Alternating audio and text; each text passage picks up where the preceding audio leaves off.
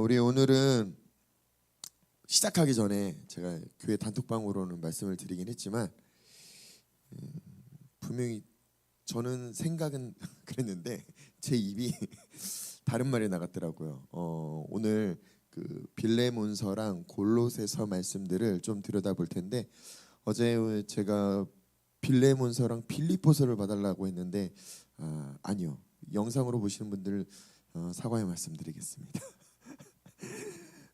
골로새서입니다. 골로새서랑 빌레몬서를 우리 성도들 읽어 보시고 오셨죠? 읽어 보셔야 이렇게 좀 찾기가 훨씬 수월하다라는 걸 이해하시고요. 오늘 좀 갈 길이 멀기 때문에 제가 조금 말이 빠르더라도 그리고 빨리빨리 진행하더라도 우리 공부하는 마음으로 세 가지 입장의 차이점을 우리가 들여다보면서 공부했으면 좋겠어요. 빌레몬서를 읽어보시면요, 세 인물의 어떤 특색들을 발견하셔야 돼요. 첫 번째는요, 이 빌레몬서의 저자인 바울이에요. 바울이 도대체 이 빌레몬서를 왜 썼는지를 우리가 들여다보시는 거예요. 두 번째는요, 누구에게 편지를 썼어요? 빌레몬에게요.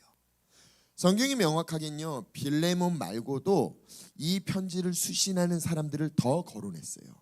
그건 좀 이따 찾아보겠지만 더 거론한 이유들이 있고 1차적인 이유는요, 빌레몬에게 이 편지가 전달되기를 바울은 원했어요.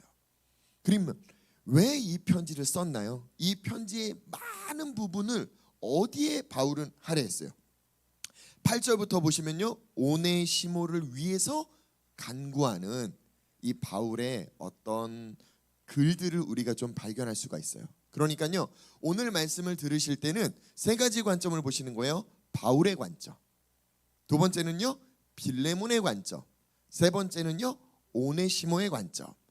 이 세 가지 관점을 다루다 보니까 조금 양이 많아요. 그러니까 우리가 빨리빨리 진행을 했으면 좋겠어요. 그래서 말씀을 읽는 걸 생략할게요.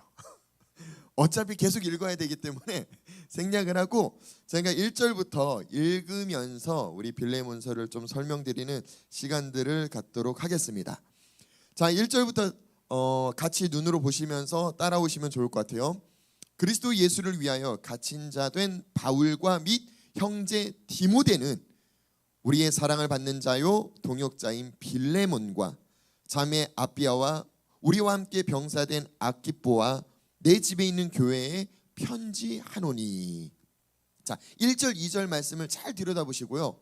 빌레몬서를 읽었으면요, 딱 발견하실 거예요.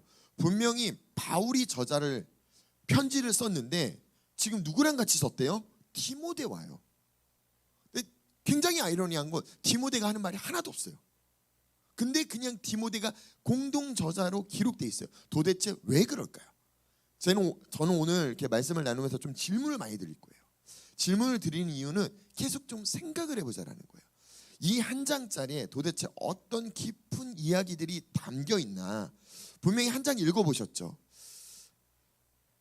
한 5번 이상, 내가 이 한 장짜리를 5번 이상 읽었다 하시는 분 손 들지 마세요.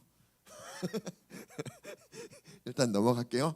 자, 그러면서 수신자들이 누구누구 등장합니까? 빌레몬이요, 그리고 아비아요. 2절에 보면 자매 아비아와 그리고 우리와 함께 병사된 아키포, 그리고 마지막 수신자가 누구예요? 내 집에 있는 교회라고 표현해요.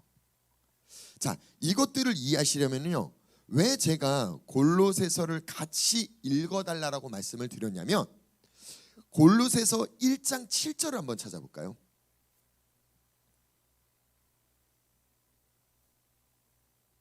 제가 빠르게 읽어드릴게요. 이와 같이 우리와 함께 종된 사랑하는 에바브라에게 뭐라고 써 있어요? 너희가 배웠나니 그는 너희를 위한 그리스도의 신실한 일꾼이요. 이게 무슨 소리인지 모르겠어요. 자, 그럼 골로새서 4장 10절 9절 10절 쭉 읽어볼게요. 골로새서 4장 9절부터요. 신실하고 사랑을 받는 형제 오네시모를 함께 보내노니. 이게 무슨 내용일까? 그는 너희에게서 온 사람이라. 이 오네시모가 어디서부터 왔다라는 거예요? 어디서부터 왔대요. 이제 우린 이걸 찾아야 돼요. 그들이 여기를 다 너희에게 이제 알려줄 거야. 너희에게서 왔고 내게서 다시 너희에게 돌아가라는 말씀이 담겨져 있어요. 10절 볼게요. 자, 나와 함께 갇힌 아리스다고와 바나바의 생질 마가와 이 마가에 대하여 너희가 명을 받았음에 그가 이르거든 영접하라. 자, 사랑을 받는 의사, 지금 인물들이 등장하죠. 아리스다고, 마가, 그리고 의사 누가, 또 데마가 너희에게 문안 인사한대요. 자, 그럼 다시 빌레몬서로 돌아오는 거예요. 빌레몬서 1장 23절 24절을 볼게요. 빌레몬서 1장 23절 24절에 보면요, 그리스도 예수 안에서 나와 함께 갇힌 자 누가 등장해요? 자, 좀 전에 골로새서에서 읽었던 그 에바브라가 등장하죠. 그리고 24절에는요, 또한 나의 동역자 마가, 아리스다고, 데마, 누가가 문안한다. 자, 이걸 보면서 우리가 뭘 발견할 수 있냐면요, 지금 바울이 빌레몬에게 편지를 보내는데 빌레몬서 하나만 보내는 게 아니라는 거예요. 무엇을 같이 보내느냐? 골로새 교회에 이 골로새서 편지를 같이 보내고 있는 거예요. 그럼 이 빌레몬이 있는 지역은 도대체 어느 지역이고 어떤 교회인지 골로새서와 빌레몬서를 우리가 비교해서 보시면요, 굉장히 많은 걸 발견할 수가 있어요.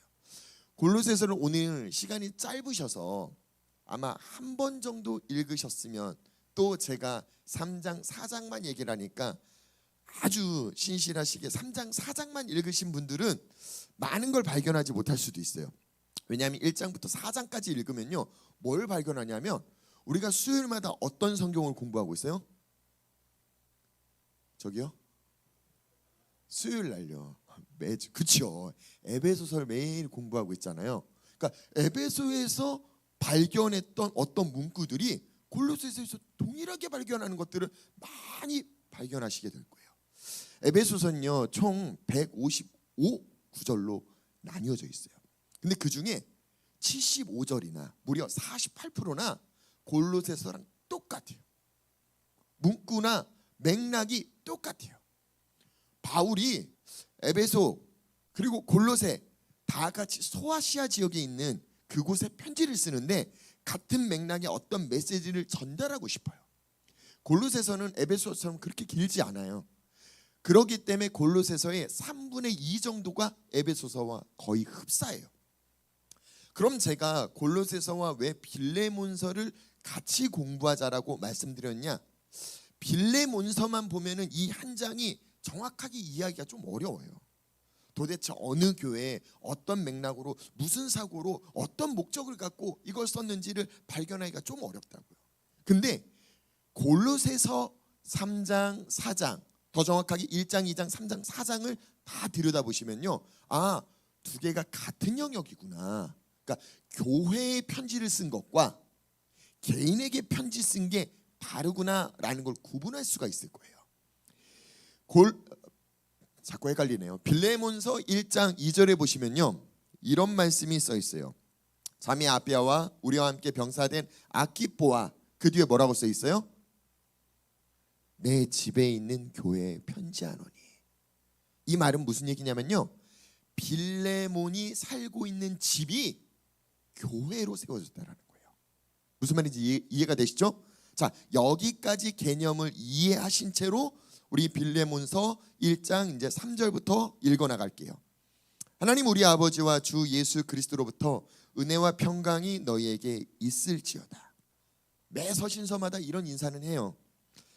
자, 이제부터 4절부터 잘 보세요. 내가 항상 내 하나님께 감사하고 기도할 때 너를 말함은 주 예수와 및 모든 성도에 대한 너의 사랑과 너의 믿음이 있음을 난 들었어 라고 표현해요.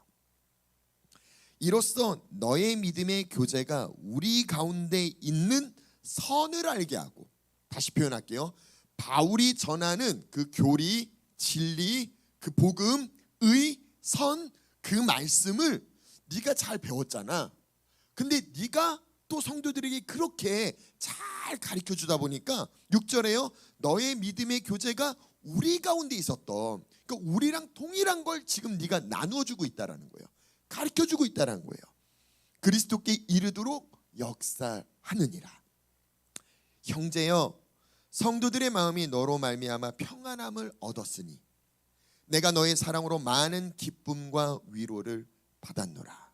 자, 그냥 읽었을 때는 인사말 같아요. 근데 이 인사말 안에 굉장히 많은 의도와 바울이 굉장히 조심해서 쓴 글들을 이따 제 설명을 듣고 나면은 그냥 한 글자 한 글자 그냥 쓴 게 아니구나 라는 걸 발견하시게 될 거예요. 자, 8절부터 그 뒤에 좀 더 보고 이제 구체적으로 설명해 드릴게요.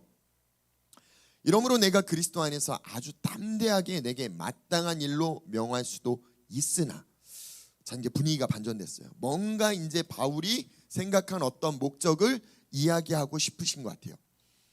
도리어 사랑으로서 간구하노라. 나이가 많은 나 바울은 지금 또 예수 그리스도를 위하여 뭐라고 써 있어요? 갇힌 자 되어. 이 한 글자 한 글자를 다 풀어내면은 시간이 너무 부족해요.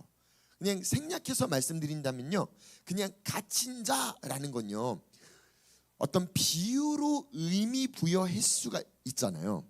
근데 이 문자는요, 비유 동시에 실제적인 상황이에요. 왜냐? 그냥 갇힌 자 되어라고 표현하지 않고 또래요.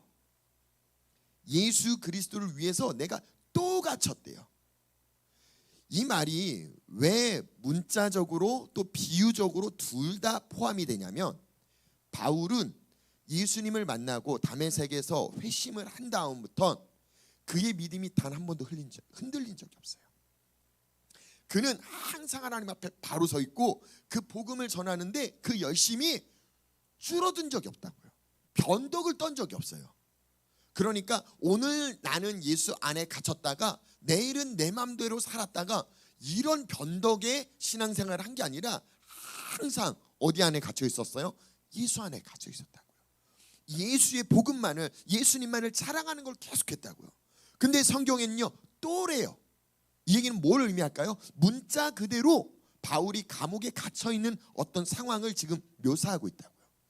이건 이제 성경을 더 하나하나 찾아보면서 발견하는 게 굉장히 재밌긴 한데, 그건 이제 목회자들만 재밌어요. 왜냐하면 성도들은 굳이 왜 그런 것까지 하나, 그러니까 이렇게 딱 정리해서 얘기해 주는 게 훨씬 더 편하시잖아요. 일단 넘어갈게요. 자, 갇힌 중에서 낳은 아들 오네시모를 위하여 내게 간구하노라. 도대체 이 오네시모가 누굴까요? 그가 전에는 내게 무익하였으나 이제는 나와 내게 유익함으로 내게 그를 돌려보내노니 그는 내 신복이라. 그가 내게 머물러 있게 하여 내 복음을 위하여 갇힌 중에서 내 대신 나를 섬기게 하고자 하나, 다만 너의 승낙이 없이는 내가 아무것도 하기를 원하지 않아. 이는 너의 선한 일이 억제같이 되지 아니하고 자유로 되게 하려 함이라. 아마 그가 잠시 떠나게 된 것은 너로 하여금 그를 영원히 두게 함이리니. 이 15절은요 굉장히 깊어요. 그러니까 우리 맨 마지막에 풀고요, 16절에 보겠어요. 이후로는 종과 같이 대하지 아니하고 종 이상으로 곧 사랑받는 형제로 둘 자라. 자, 여기서 오네시모의 정체성이 지금 드러나는 거예요. 오네시모가 지금 어떤 존재였다라는 거예요? 종이었다라는 거예요. 어디의 종이요? 빌레몬 집의 종이요. 빌레몬 집의 종이었던 이 오네시모가 아까 우리 골로새서를 읽었던 것처럼 너희에게서 왔대요. 오네시모가. 그리고 그를 너희에게 보낸대요. 자, 그럼 빌레몬이 오네시모를 보낸 거죠? 아니요, 문맥상 그 내용이 아니라고요. 조금 더 볼게요. 내게 특별히 그러하거든 하물며 육신과 주 안에서 상관된 내게랴. 그러므로 내가 나를 동역자로 알진대 그를 영접하기를 내게 하듯 하고. 이게 빌레몬이 오네시모를 바울에게 보냈다면 지금 바울이 굳이 이런 얘기를 할 필요가 없거든요. 그러니까 뭔가 이 안에 복선이 깔려 있어요. 그가 만일 내게 불의를 하였거나. 예, 맞아요. 지금 오네시모가 빌레몬에게 어떤 잘못을 저지른 것 같아요. 여기서 표현하는 불의라는 헬라어 원어는요, 실제적으로 물질적으로 정신적으로 피해를 입힌 그 뜻을 표현하는 거예요. 자, 그가 만일 내게 정신적으로나 물질적으로나 어떤 피해를 끼쳤거든 내게 빚진 것이 있으면 그것을 내 앞으로 계산하라. 자, 나 바울이 친필로 쓰노니 내가 갚으려니와 내가 이외에 내 자신이 내게 빚진 것은 내가 말하지 아니하노라. 이 19절에 나 바울이 친필로 쓴다라는 말이 골로새서 마지막 절에도 등장하거든요. 이게 무슨 뜻이냐면요, 그 당시에는 친필로 쓰지 않아요. 로마서 같은 경우도 두 기구가 대필을 한 거지 바울이 친필로 쓰지 않는다고요. 그럼 친필로 쓸 정도로 자기가 이건 내 뜻이야, 내 의중이야, 내가 보장해 라는 어떤 무언가를 깊이 담아둔 편지라고요. 오 형제여, 나로 주 안에서 너로 말미암아 기쁨을 얻게 하고 내 마음이 그리스도 안에서 평안하게 하라. 나는 내가 순종할 것을 확신함으로 내게 썼노니 내가 말한 것보다 더 행할 줄을 아노라. 자, 여기까지만 읽어볼게요. 자, 이 말씀들을 쭉 읽었을 때 우리가 무엇을 발견할 수 있냐면 오네시모는 빌레몬 집안의 노예였어요. 노예였는데 지금 뭐한 상황 같아요? 도망갔어요.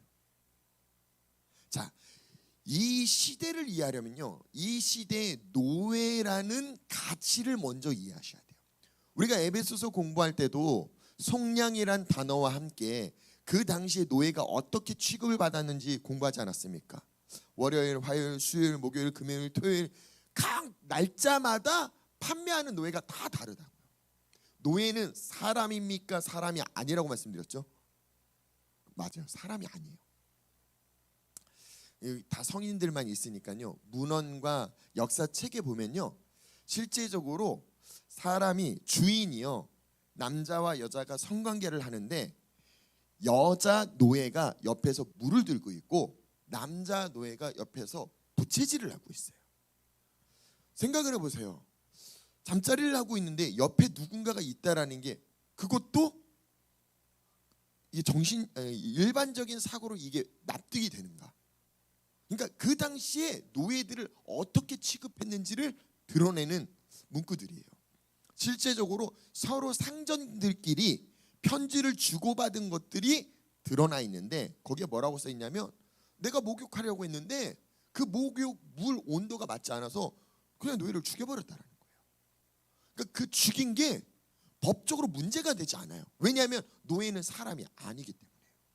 사람으로 구분된 게 아니라 죄송해요, 사물로 구분된 시대였어요.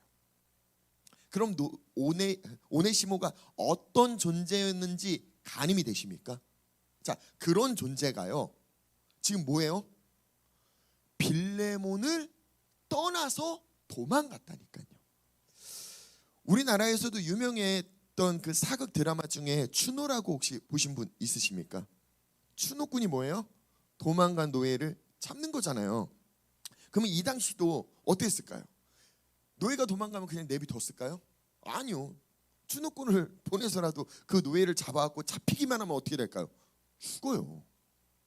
근데 이 빌레몬이 있는 골로새 교회 지역은 어디입니까? 소아시아 지역이요. 바울이 지금 감옥에 갇혀 있는 곳은 어디입니까? 정답부터 말씀드릴게요. 로마예요. 그러니까 이미 거리가 상당한 거리라고요.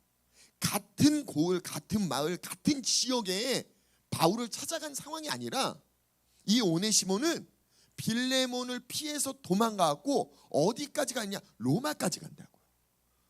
그럼 이게 무엇을 뜻하냐면요, 로마까지 가기 위해서는 걸어서는 못 가요. 배를 타야 돼요. 근데 이 배를 타는 과정 가운데는 지금 우리가 생각하는 그런 배가 아니라 그냥 갑판 위에 다 같이 펼쳐져 있는 상황에서 하루 이틀 같이 사는 게 아니에요.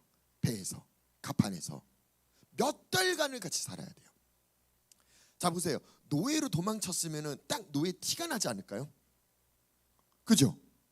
근데 오네시모가 바울에게 갈 때까지 안 잡혔어요. 그럼 여기서 우리가 뭘, 성경 안에 담겨 있진 않지만 뭘 발견할 수 있냐면 오네시모는 굉장히 똑똑한 사람이에요. 자기가 노예임에도 불구하고 철저하게 계획하고 그냥 나온 게 아니라고 했잖아요. 너에게 불의를 행했다면, 너의 재산에 손해를 끼쳤다면 오네시모가 도망갈 때 그냥 도망갔겠습니까? 자기가 갈 거, 배 타고 갈 거 여러 가지 다 생각을 했을 거 아닙니까? 자, 우리 성도들에게 지금 오네시모 입장이에요. 도망가면 어디로 도망가시겠습니까? 우린요 굉장히 단순해요. 어디로 갑니까? 사람 없는 곳. 근데 잘 보세요. 사람 없는 곳 가면요 쉽게 걸려요. 제가 오늘 장지까지 갔더니요 사람이 없더라고요. 길거리에. 그런데는요 이상한 차 하나만 딱 와도 뭐예요? 저 이상한데 저거 누구지? 못 보던 사람이 딱 보이면요 저 사람 누구지? 시선이 집중이 돼요. 근데 우리는요 이런 치밀함이 없으니까요 도망간다 하면은 어디로 도망가냐? 아무도 없는 곳에 조용히 은둔하면 될 것 같은 생각을 가져요. 굉장히 낮은 레벨. 오네시모는요 굉장히 높은 레벨이라니까요. 어디로 갔어요? 이 당시에 로마는요 전체 인구의 5분의 1이 노예였어요. 그곳으로 지금 도망간 거예요. 그럼 도대체 이 소아시아 지역에 있으면서 로마의 5분의 1 정도가 다 노예라는 이런 정보는 도대체 오네시모가 어떻게 얻게 되었을까요? 그러니까 보통 똑똑한 사람이 아니라는 거예요. 치밀해요. 그리고 자기가 갈 모든 것들을 이 빌레몬의 집에서 재산을 훔칠 정도로 담대함과 치밀함을 갖고 있었던 사람이에요. 근데 그 재산을 훔치고요. 이제 사극 계속 드라마를 얘기해서 그런데 옛날에 해신이라는 그 최수용이 나오고 장보고 역할을 하는 혹시 그런 드라마 기도하시냐 잘 안 보실 거라고 생각해요. 저는 그때 재밌게 참 봤기 때문에 그게 이제 노예 신분으로 자기가 도망갈 때마다 그 드라마에서는 드러나더라고. 어떤 게 드러나느냐? 딱 봐도 제 노예예요. 근데 가판 위에서 몇 달간 얘가 사람들이 노예인지를 모르는 거예요. 잡히지가 않는 거예요. 추노꾼이 동원을 했는데도 잡히지 않는 거예요. 왜 잡히지 않을까요? 상상을 한번 동원해 보세요. 자기가 혼자 있었으면 잡혔겠죠. 반대로요, 그 돈으로요 다른 노예를 샀다면요. 이제 상상을 해보는 거예요. 마치 자기가 상전인 것처럼 노예를 사서 그렇게 해서 로마로 이동했다면 누군가가 못 잡지 않았을까요? 그러니까 그 정도로 굉장히 치밀하게 어떤 전략을 갖고 있었던 사람이라고요. 자, 그가 어디에 갑니까? 로마에 가서 바울을 만나요. 근데 그냥 바울을 만나는 게 아니라 자, 이제 로마에서 정착해서 살려고 하다 보니까 수많은 사람들을 만나게 될 거 아니에요.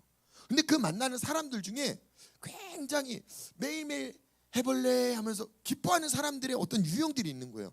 쟤네들은 도대체 왜 기쁠까? 나는 진짜 힘들게 살아도 오늘 살아도 너무 힘든데 쟤네들은 왜 그렇게 기쁘고 왜 그렇게 평안하다라고 맨날 얘기를 할까? 사도행전을 보시면요, 사도행전 28장 우리 23절을 한번 볼게요.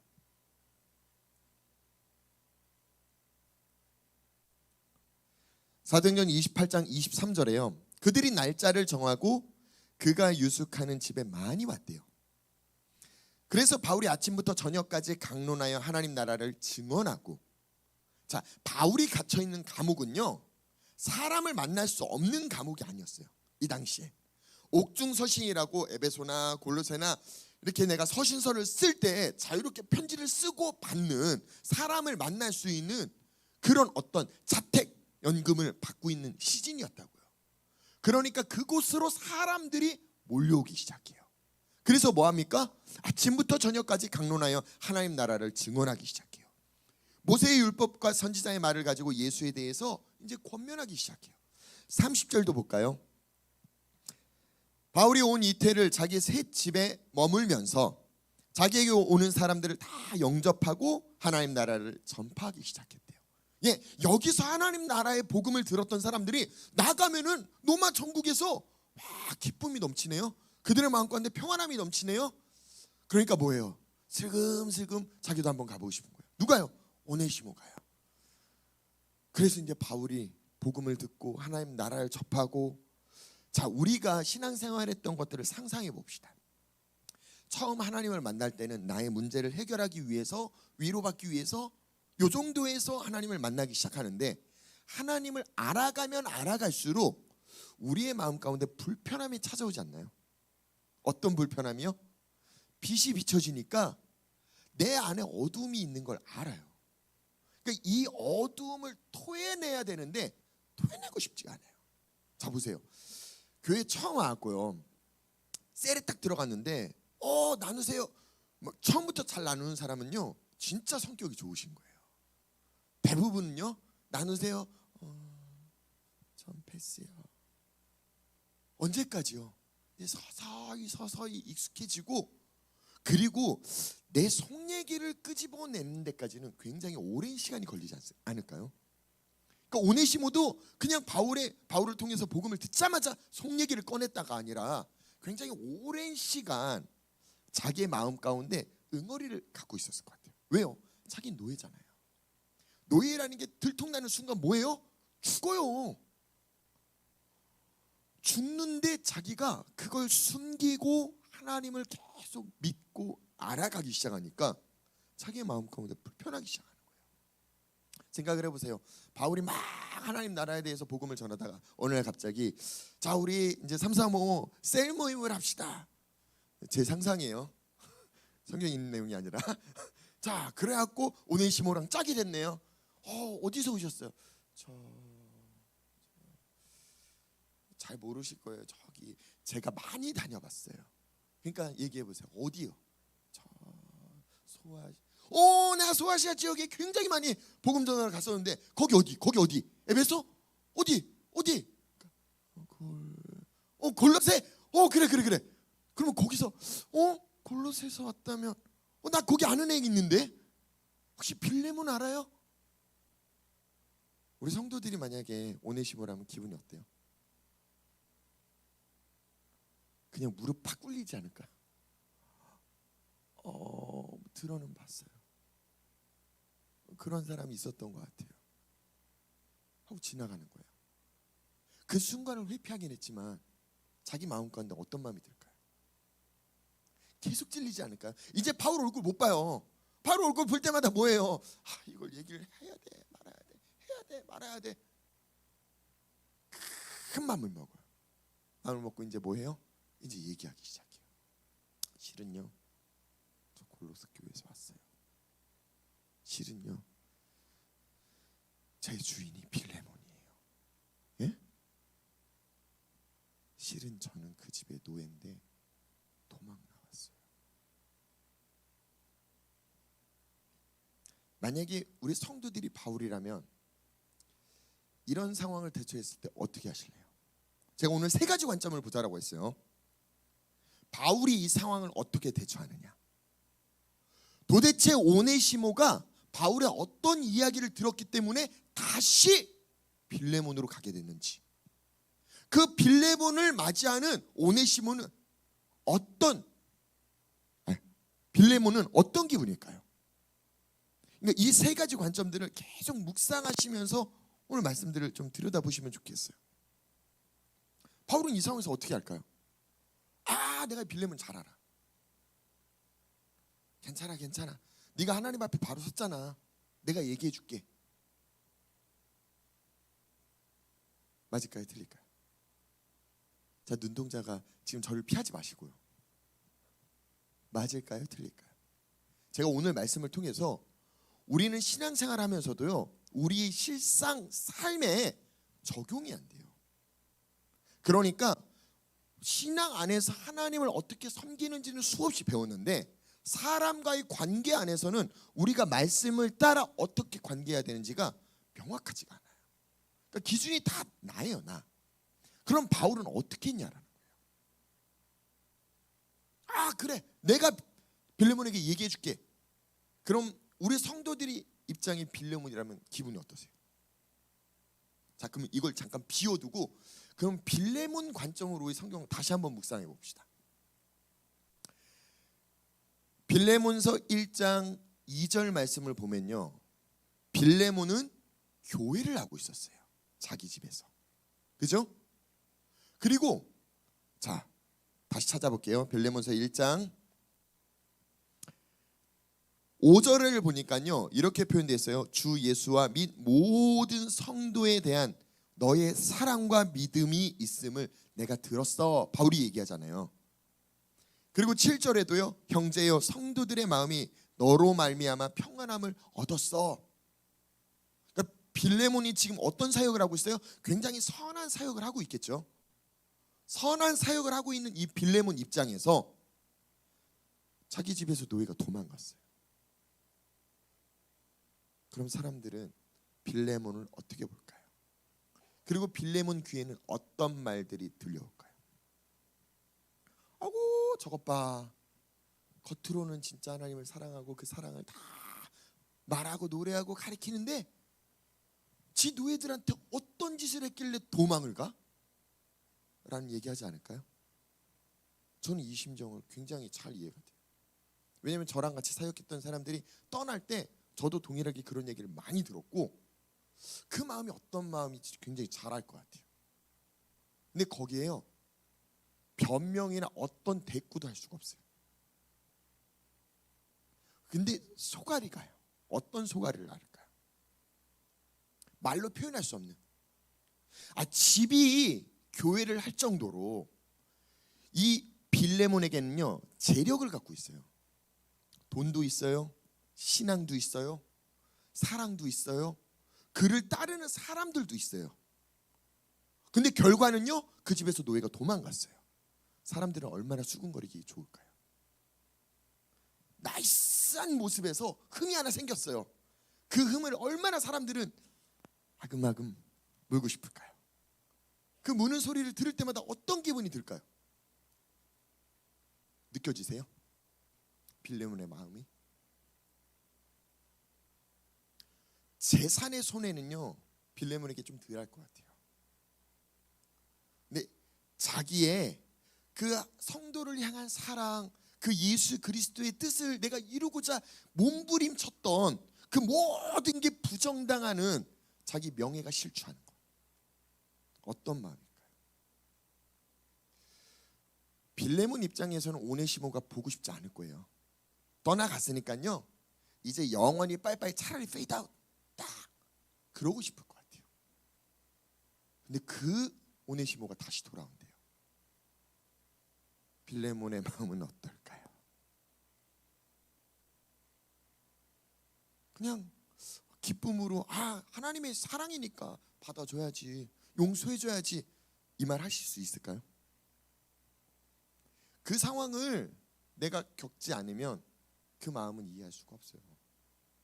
두 번째로, 그래요, 오자마자 용서했다 쳐요. 그럼 이 빌레몬에 아직 살고 있는 나머지 종들은 어떻게 해요?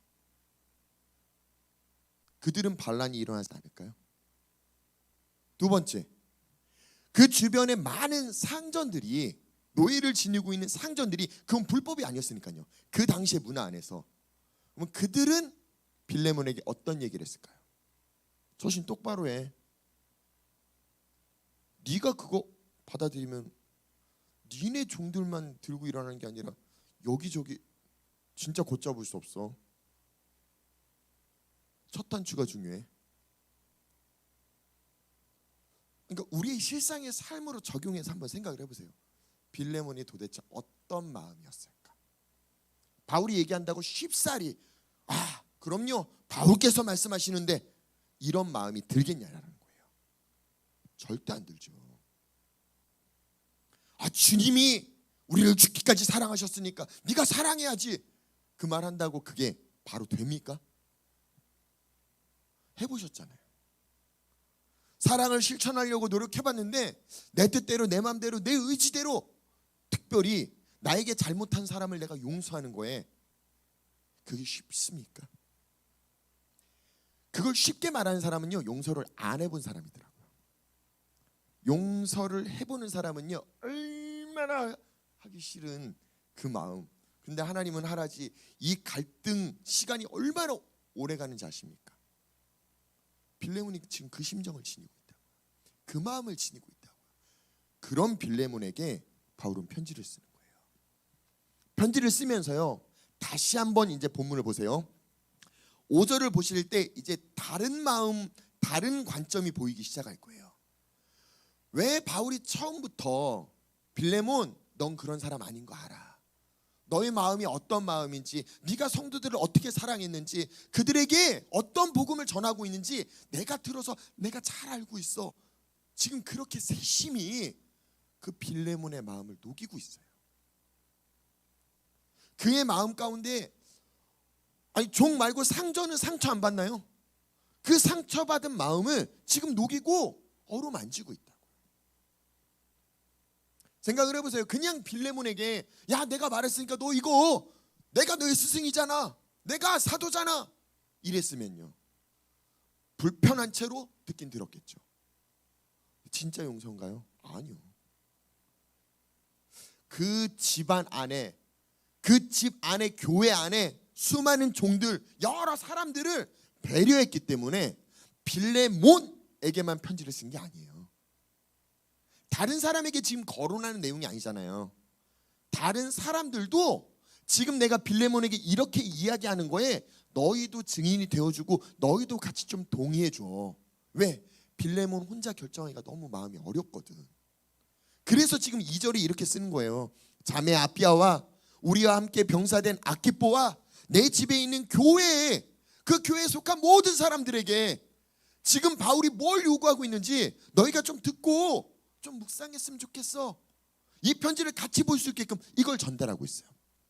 두 번째요, 바울은 여기에요 자기가 사도라고 자기의 권위를 드러내고 있지 않아요. 자기를 어떻게 소개해요? 갇힌 자라고요. 갇힌 자가 뭘 의미합니까? 내 뜻대로 할 수 없는 걸 갇힌 자라고 표현해요. 바울 또한 내가 그렇게 그런 삶을 살아, 그 자기도 그런 위치로 가고, 그래 네 맘대로 하고 싶은데 그러지 못하는 거 나도 이해해. 철저하게 빌레몬 입장으로 지금 빌레몬서를 쓰고 있는 거예요. 우리가 겉표면적으로 봤을 땐요 오네시모를 용납해줘, 용서해줘 이런 편지로 보여요. 아니요, 빌레몬을 위한 편지예요. 빌레몬이 용서할 수 있는 마음을 가질 수 있게끔 돕는 편지예요. 자, 그 관점으로 우리 편지를 다시 한번 봅시다. 5절에요 주 예수와 민 모든 성도에 대한 너의 사랑과 믿음이 있음을 내가 들었어. 얼마나 주변에서 많이 들었을까요? 야 너에게 노예가 도망갔으면 얼마나 사랑이 없으면, 그러면서 너는 네 입술로 하나님의 사랑을 얘기하고 있냐? 뒤에서 다 수군거리는 게 안 들릴 것 같죠? 다 들려요. 저도 보니까요 저랑 같이 사역했다 나간 친구들이요 어디서 얘기하는 게 다 들리더라고요. 희한하게 다 들어와요. 그 친구가 누구 만나서 누구랑 얘기하고 뭐 어디까지 다 들어와요. 와, 안 듣고 있는 것 같죠? 아니요, 다 진짜 다 들려요. 저도 이 빌레몬서를 읽을 때 빌레몬 마음이 어떨까? 물질적인 걸 떠나서도 정신적으로 마음적으로 어떨까? 6절 7절 이로써 내 믿음의 교제가 우리 가운데 있는 선을, 너 우리랑 똑같은 복음 전하고 있는 거 맞아, 잘하고 있는 거 맞아, 그리스도께 이르도록 네가 잘 돕고 있어. 지금 그렇게 쓰고 있는 게 보이십니까? 7절요 형제요. 빌레몬은요 이 형제라는 단어를 다시 표현 드릴게요. 1절을 보시면요 바울이 누구에게 이 형제라는 단어를 썼느냐, 1절 보시면 바울과 및 뭐라고 써 있어요? 형제 디모데예요. 그럼 7절을 다시 보세요. 빌레몬을 지금 누구랑 동급으로 지금 이야기를 해주고 있는 거예요? 디모데랑요. 자기의 영적인 아들이며 에베소 교회 담임 목회를 하고 있는 이 디모데랑 넌 같은 동급이야, 지금 이 표현을 해주고 있는 거예요. 굉장히 존중해주고 있는 거예요. 형제여 성도들의 마음이 너로 말미암아 평안함을 얻었으니 내가 너의 사랑으로 많은 기쁨과 위로를 받았어. 너의 하는 모든 수고가 참 나 너무 기쁘다. 너의 그 열매가 참 너무 아름답다. 자, 그러면서 이제 8절이 시작되는 거예요. 그냥 시작되는 게 아니라고요. 이 빌레몬의 마음을 충분히 만지고 오네시모의 입장을 충분히 이해한 채로 이제 하나씩 하나씩 바울은 사건들을 풀어나가기 시작해요. 8절 볼게요. 이러므로 내가 그리스도 안에서 아주 담대하게 내게 마땅한 일로 뭐라고 써 있어요? 내가 사도잖아. 너한테 명할 수 있잖아. 근데 그렇게 하지 않는다라는 거예요. 그렇기 때문에 이 빌레몬서에는 사도라는 직책을 드러내고 있지 않아요. 바울의 어떤 권위를 드러내고 있지 않아요. 철저하게 겸손하고 이렇게 표현해요. 도리어 사랑으로 뭐 한대요? 간구한다. 다시 표현하면요, 빌레몬에게 간청하고 있다라는 거예요.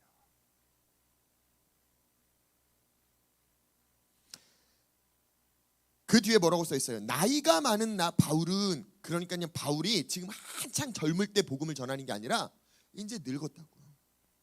그러니까 사도 중에서도요, 목사님들 중에서도 가장 원로 목사 같은 그 위치에 있는 상태에서 간청한다. 그런 분이 무릎 꿇고 성도요, 서로 사랑하십시오. 약간 이런 뉘앙스예요. 어떻게 그 무게가 느껴지십니까?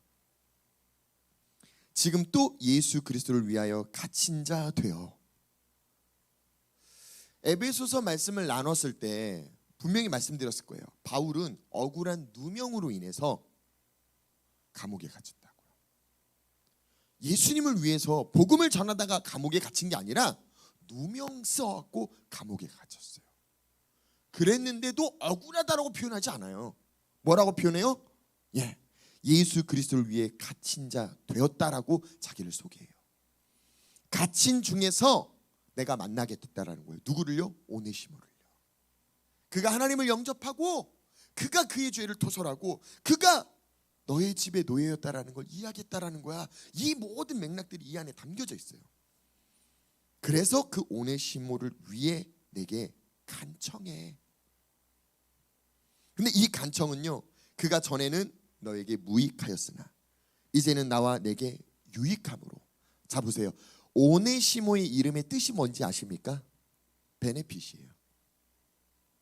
유익한. 다시 표현드리면요, 오네시모는 이전에 빌레몬 집에 있었을 때 그 노예로 살았던 사고 마음가짐은요 아주 무익한 종이었어요. 근데 하나님을 만나고 그의 생각과 마음이 완전히 달라졌어요. 그리고 생각을 해보세요. 다시 바울이 있었던 로마에서 다시 골로새로 돌아간다라는 건요, 생각을 해보세요. 가다가 잡히면요 어떨까요? 제가 바울이 이야기해서 용서를 빌려 가던 길이었어요 얘기를 해도 빌레몬이 믿을까요, 안 믿을까요? 안 믿겠죠. 직결 처형이에요. 그럼 바울에게 물을 거 아니에요. 가서 내가 용서를 구하려고 가려고 하는데 그러다가 내가 죽으면 어떻게 합니까? 오네시모도 어떤 마음으로 지금 돌아가는지를 들여다보셔야 돼요. 거기서 제일 쉬운 건요, 가, 내가 얘기해 줄게. 내가 다른 사람에게 편지 써줄게. 그러면요 바울은요 오네시모는 얻을지 모르지만 빌레몬을 잃어요.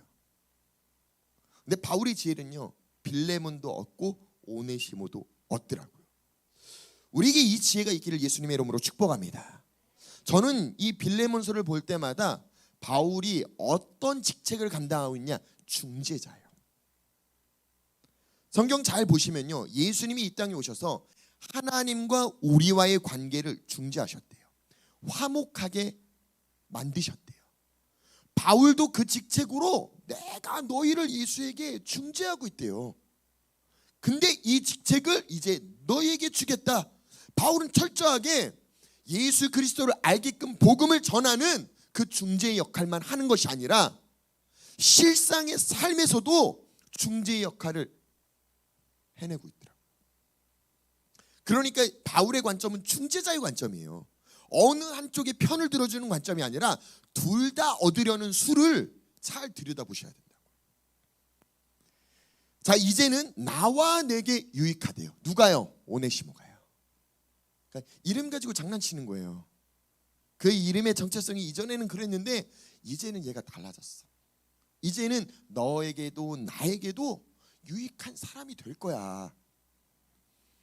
자, 내게 그를 돌려보내노니 여기 뭐라고 써 있어요? 그는 내 신복이라. 이 신복이라는 말에 좀 집중해서 들여다보셨으면 좋겠어요. 왜냐하면 이 신복이라는 단어 자체가 헬라어로는 스플랑크논이라는 좀 어렵죠. 그러니까 의미 자체를 표현하면요, 우리가 생각할 때 신복하면 어떤 단어가 먼저 떠올라요? 오른팔. 내 오른팔이야. 이렇게 생각할 수가 있잖아요. 아니요, 이 원어의 본 뜻은요, 마음이란 뜻이에요. 다시 표현할게요. 내게 그를 돌려보내노니 이건 내 마음이야. 근데 이 동일한 헬라어가요, 7절 보세요. 7절 보면요, 형제여 성도들의 뭐가 써 있어요? 마음이. 이게 동일한 헬라어예요. 자, 20절도 봅시다. 20절도 보면요, 오 형제여 나로 주 안에서 너로 말미암아 기쁨을 얻게 하고 내 뭐요?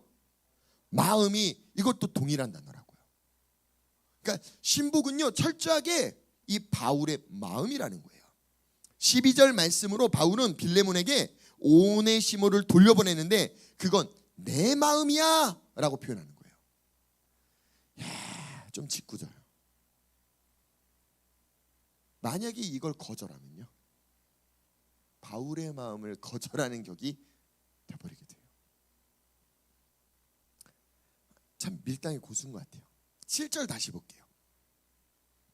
7절 보면서요, 여기 또 이런 단어가 써 있어요. 내가 너의 사랑으로 많은 기쁨과 위로를 받았대요. 여기서 기쁨이라는 단어는요, 헬라어로 카라라는 단어예요. 근데 이 기쁨이라는 단어가 20절에도 등장해요. 자, 20절 봅시다. 오 형제요 나로 주 안에서 너로 말미암아 뭘 얻게 하래요? 기쁨을 얻게 하래요. 그럼 헬라어로 어떤 단어가 써야 될까요? 카라. 근데 여기선 카라라는 단어가 쓰이지 않았어요. 헬라어로 어떤 단어가 쓰였냐면 오니네미라는 단어가 쓰였어요.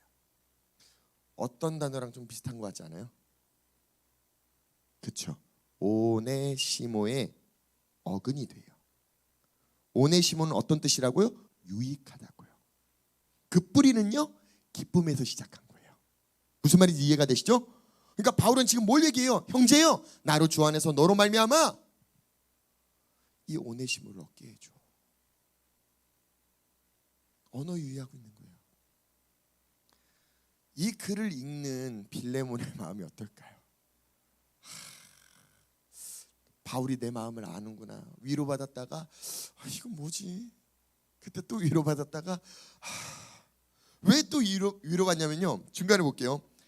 13절에 보니까요, 그를 내게 머물러 있게 하여 내 복음을 위하여 갇힌 중에서 너 대신 나를 섬기고자 나는 좀 그랬으면 좋겠어 라는 의사를 표현해요.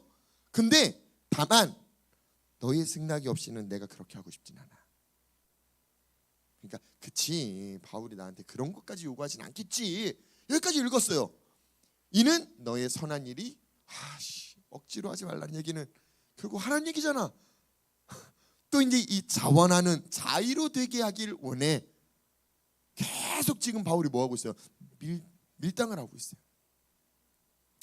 아마 그가 잠시 떠나게 된 것은, 왜 제가 이 말씀이 어렵다라고 표현했냐면요, 바울도 알아요. 빌레몬도 알아요. 무엇을? 오네시모가 도망간 걸요. 참 이 시계를 이제 못 차겠네요.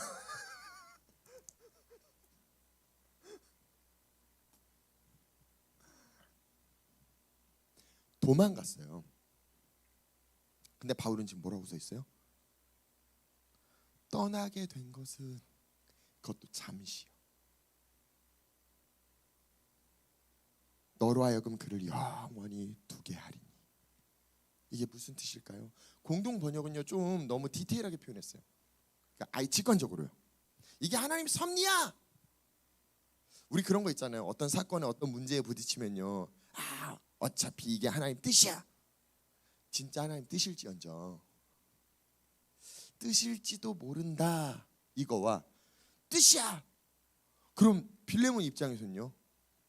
그가 도망가고 그가 마음 졸이고 그렇게 아프고 힘들었던 모든 시간들이 다 하나님 뜻이라고요? 오히려 마음이 불편해져요.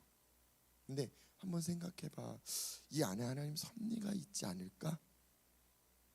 이렇게 권면하고 있는 거예요. 16절에요. 이후로는 종과 같이 대하지 아니하고 종 이상으로 곧 사랑받는 형제로. 우리 얘 종으로 대하지 말자. 사랑받는 자로 여겨주면 안 될까? 내게 특별히 나는 그렇게 묵상했어. 하물며 육신과 주 안에서 상관된 너에게는 라고 지금 던지는 거예요. 공을 누구에게요? 빌레몬에게요. 그러므로 네가 나를 동역자로 알진대 그를 영접하기를. 와, 이제 여기서부터는 조금씩 이제 무게가 더해져요. 앞서서 말씀드렸을 거예요. 오네시모를 위해서 쓴 편지가 아니에요. 빌레몬을 위해서 쓴 편지지. 우리는요 1차적인 관점으로요, 아 바울이 오네시모를 용서해 주길 원하는구나, 그래서 그 오네시모의 관점으로 얘기를 하는 것 같아요. 아니요, 지금 열심히 사역하고 있는 사람 누구예요? 빌레몬이요. 근데 그의 마음 안에도 상처가 있다니까요. 예레미야 5장에는요 우리에게 좋은 것이 오는데 우리 안의 죄, 다시 말해 용서하지 못하는 그 마음 때문에 오는 좋은 걸 막고 있게 된대요.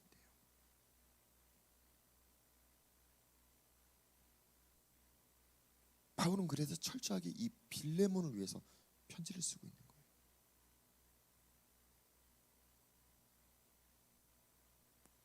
그가 만일 내게 물질적으로 정신적으로 피해를 입혔다면, 너에게 빚진 것이 있다면 그것을 내 앞에 계산해. 나 바울이 친필로 쓰노니 내가 보증 쓸게. 내가 갚게. 근데 그 뒤에 말이 더 웃겨요. 뭐라고 해요? 내가 이외에 내 자신이 내게 빚진 것. 잘 보세요. 오네시모가 지금 누구에게 빚졌어요? 빌레몬에게요. 빌레몬이 누구에게 빚졌어요? 바울에게요. 바울은 지금 빌레몬에게 넌 안 갚아도 돼. 빌레몬 어떻게 해야 돼요? 그렇죠. 물음표만 남겨놓는 거예요. 자의로 해 라고 철저하게 존중하고 그가 옳은 선택을 할 수 있게끔 계속 도와주고 있어요. 왜 이런 걸 이야기를 할까요? 빌레몬을 용서하지 않으면요 평생 그 마음 가운데 그게 남아있거든요.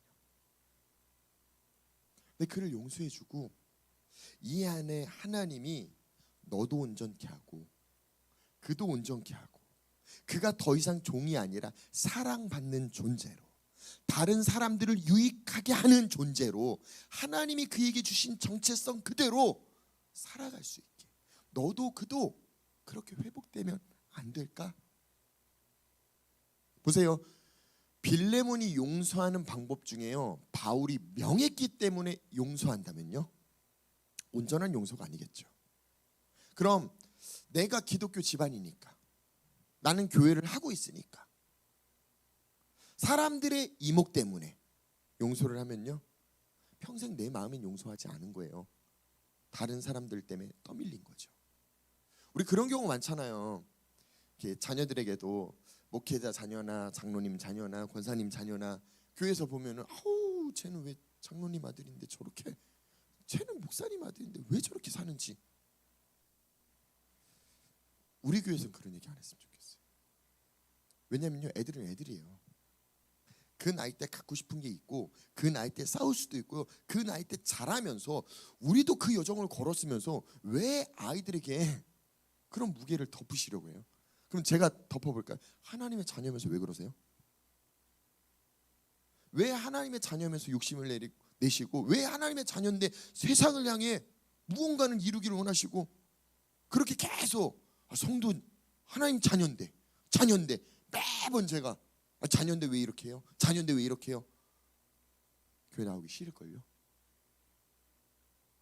애들한테 그러면 안 돼요. 우린 그런 시선에 집중돼 있다 보니까요 종교 생활을 했어요. 애들 또한 그렇게 종교 생활을 하게 만들어요.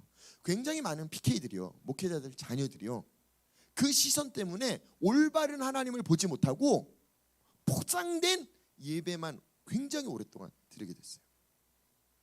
그래서 목회자 자녀들은 둘로 나뉘어지더라고요. 진짜 하나님을 뜨겁게 사랑하는 사람과 이제 하나님을 떠난 사람과. 왜요? 성도들의 시선이 그렇게 지긋지긋하다는 거예요. 지금 빌레몬은요 동일하게 그 관점으로 용서하면요 그가 온전할 수가 없다니까요.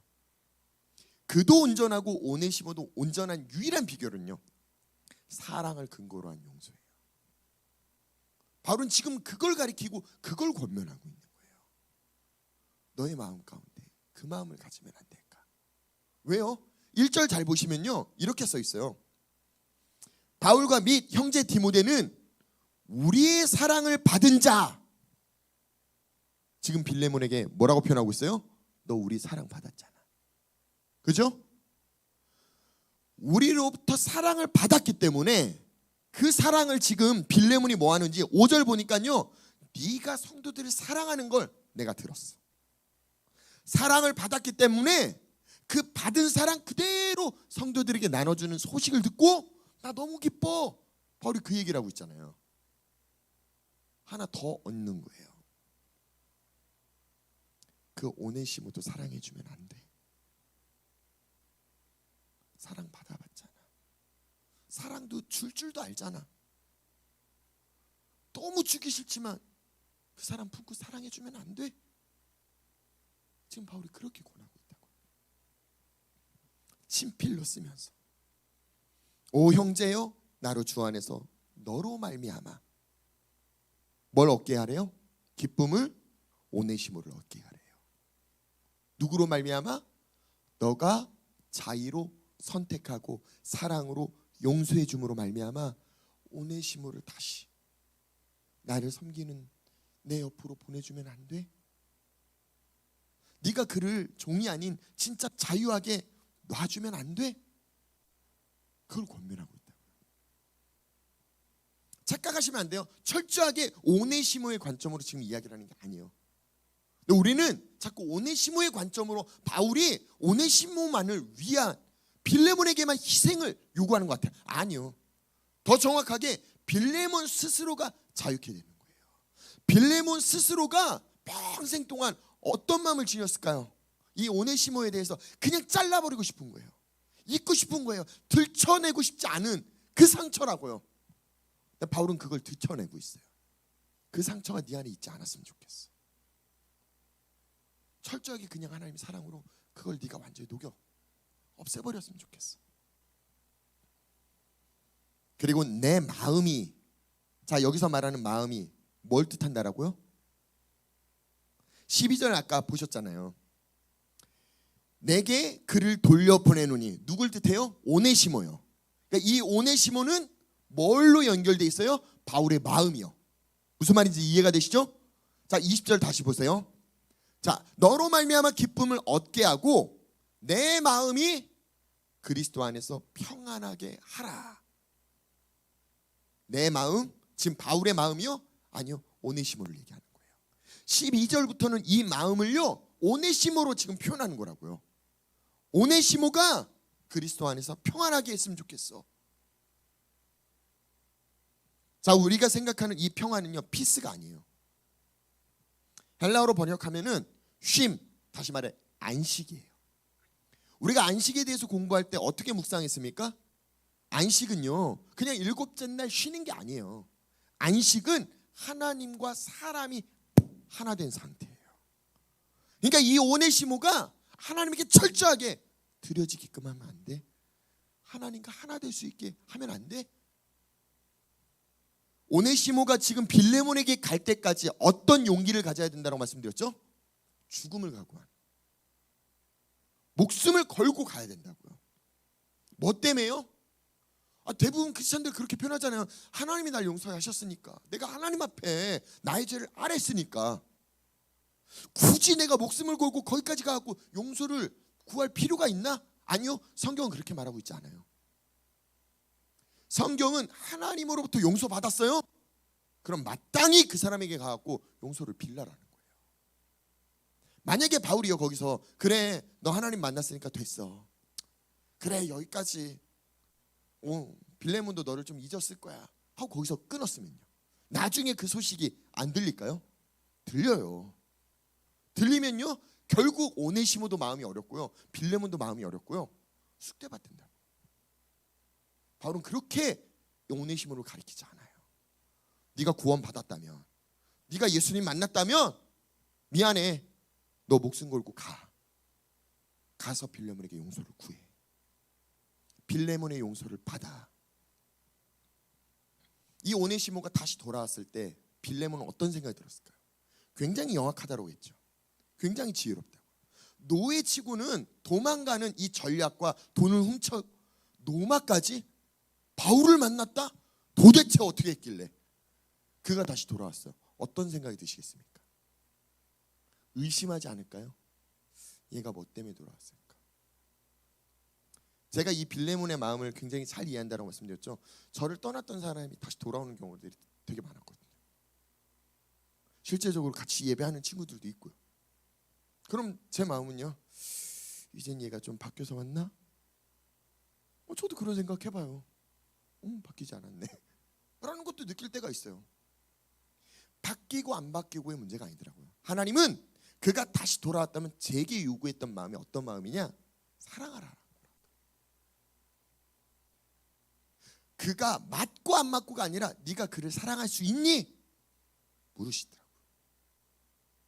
다시 말해, 너 나 사랑하니? 물으시더라고요. 마치 예수님이 베드로에게 물으신 것처럼요. 그를 사랑하니까요 많은 걸 용납할 수 있게 됐어요. 그도 용납을 받으니까요 어떻게 변해가더라고요. 이제는 맞추고 하나 되려고 노력을 하더라고요. 맞아요. 변화는 어디서부터 오느냐? 사랑 받는 것부터 오더라고요. 사랑 받은 사람이요 사랑을 줄 줄 알더라고요. 빌레몬은요 사랑을 받아본 자예요. 그리고 그 사랑을 나눠본 자예요. 그렇기 때문에 바울은 이가 할 수 있다라고 믿는 거예요. 21절에 뭐라고 표현해요? 나는 네가 순종할 걸 확신해. 이 말씀을 통해 바울과 빌레몬의 관계가 어떤 관계인지를 명확하게 드러내주고 있어요. 확신을 찾다고요. 그렇기 때문에 내가 너에게 친필을 쓰는 거야. 내가 말한 것보다 더 행할 줄 내가 알아. 이 확신이 없다면요 빌레몬서 쓰지 못해요. 바울은 이걸 봤기 때문에 오네시모를 보낼 수가 있었어요. 만약에 빌레몬을 알지 못하고 빌레몬을 믿지 못하고 이 확신이 없는 상태에서 오네시모를 보내면요 죽어요.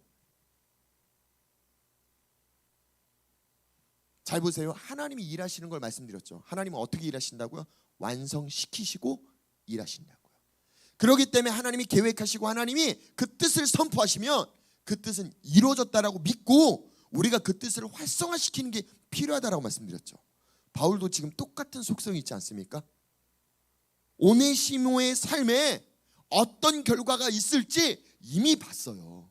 이미 확신에 찼어요. 아니 빌레몬 네가 나보다 내가 요구하는 것보다 더 많이 할 줄 내가 믿어. 그 믿음이 있기 때문에 오네시모를 보내더라고요. 제가 오늘 이 말씀을 나눈 까닭은요, 이번 초막절이 어떤 초막절이라고요? 면제년이라고요. 면제를 받는 사람이 있는가 하면 내가 또 누군가를 면제해줘야 되는, 그러니까 위치가 다른 경우가 있더라고요. 오늘 분명히 우리 중에 바울의 위치에 있는 사람이 있을 수 있고요, 우리 중에 오네시모 위치에 있는 사람이 있을 수도 있어요. 또 우리 중에 빌레몬의 위치에 관점을 지닌 사람이 있을 수도 있어요. 오늘 세 가지 관점을 나눠드린 것처럼 어떤 관점을 이 시간 묵상하실지 성도들의 몫이에요. 저는 초막절에 맞춰서 그냥 하나님을 예배하고 하나님과 함께한다. 하나님과 함께했다면, 하나님을 본받았다면 그 본받은 삶이 나타나야 된다라고 성경은 우리에게 권하고 있어요. 그냥 단순히 하나님이 용서했으면 됐어, 이 차원이 아니더라고요. 하나님이 용서하셨으면요, 내가 잘못한 사람에게 찾아가고 용서를 빌어야 되더라고요. 용서를 빈다고요 다 용서해 주나요? 아니요. 용서해 주는 시간은요, 때는요, 지금이 아니어도 돼요. 이 말씀을 들었기 때문에 내가 지금 당장 용서해야 되느냐? 아니요. 그 말씀을 드리는 게 아니에요. 내가 용서할 수 없는 그 마음 자체를 갖고 주님 앞에 나가는 거예요. 하나님, 내가 도저히 용서가 안 돼요. 근데 하나님이 말씀하시니까 그 용서하는 마음을 내게 주세요. 이렇게 기도하는 순간요, 공은 하나님에게 넘겨지는 거예요. 나는 내 할 바를 했거든요. 언제부터 용서가 가능할까요? 하나님의 사랑으로. 하나님이 용서할 수 있는 힘을 주셔서 내 생각과 내 마음이 그게 가능한 때가 와요. 그러니까 이 말씀을 묵상하고 용서 받아야 될 사람이 오늘 말씀 들었잖아, 용서해줘, 그건 무례한 거예요. 오네시모가 지금 얘기하지 않잖아요. 바울이 그냥 막 요구하나요? 그렇게 요구하지 않잖아요. 네가 원하지 않으면 하지 않아도 돼. 근데 나는 네가 자원하는 마음으로 네가 이 마음을 가졌으면 좋겠다. 어르고 달래고 설득하고 권면하고, 그래서 네가 자유했으면 좋겠어. 그래서 네 안에 하나님의 사랑이 가득했으면 좋겠어.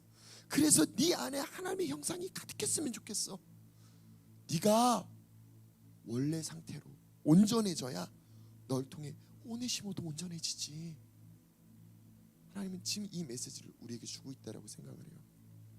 우리 이 시간 같이 기도하실 때 내가 어느 관점인지를 묵상해 보세요. 많은 사람들은요, 내가 면제 받는 것만 생각해요. 아니요. 이전에도 말씀드렸지만 초막절엔 땅을 담보 잡혔던 수많은 사람들에게 그 하나님의 언약에 쌓인 땅을 돌려줘야 된다니까요. 면제시켜줘야 된다니까요. 하지만 이스라엘 백성들은 순종하지 않아요. 거기에 반응하지 않아요. 성경은 명확하게 표현해요. 15절에요. 아마 그가 잠시 떠나게 된 건 너로 하여금 그를 영원히 두게 함이리니. 너의 온전한 선택이 그가 온전해질 수 있어.